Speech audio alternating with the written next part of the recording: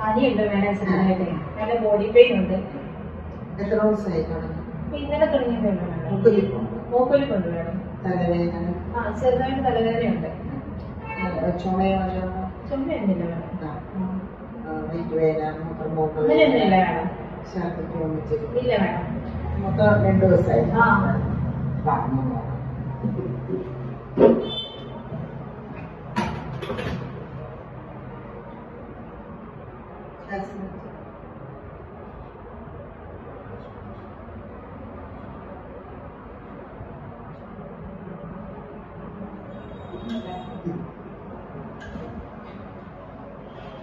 ഇത് ഒരു viral fever ആയിട്ടാണ് തോന്നിക്കുന്നത്. 2 ദിവസം നമുക്ക് മരുന്ന് കഴിച്ചാൽ മാറാവുന്നതാണ്. നന്നായി റെസ്റ്റ് എടുക്കുക. ആന്റിബയോട്ടിക് വല്ലതും ഞാൻ കഴിക്കണ്ട മേഡം? ആന്റിബയോട്ടിക് അങ്ങനെ കഴിക്കണ്ട. പെട്ടെന്ന് അസുഖം കുറയുമല്ലോ മേഡം? ഇത് ഒരു പരിശോധിച്ച് നോക്കിയിട്ട് ഇത് സാധാരണ വൈറൽ ഫീവർ ആയിട്ടാണ് തോന്നിക്കുന്നത്.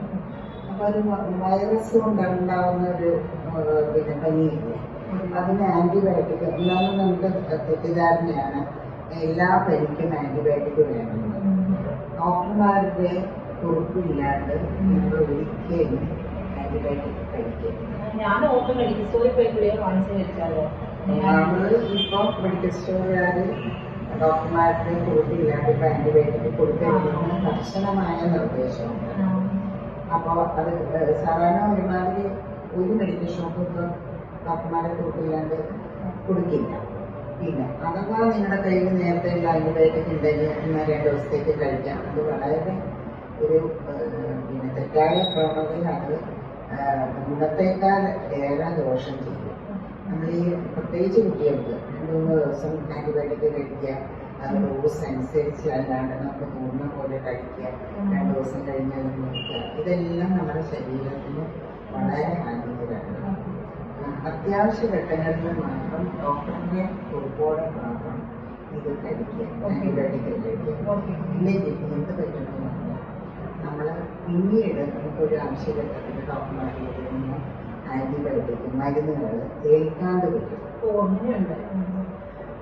വരും. നമ്മുടെ പ്രതിരോധ ശക്തിയെ ബാധിക്കും.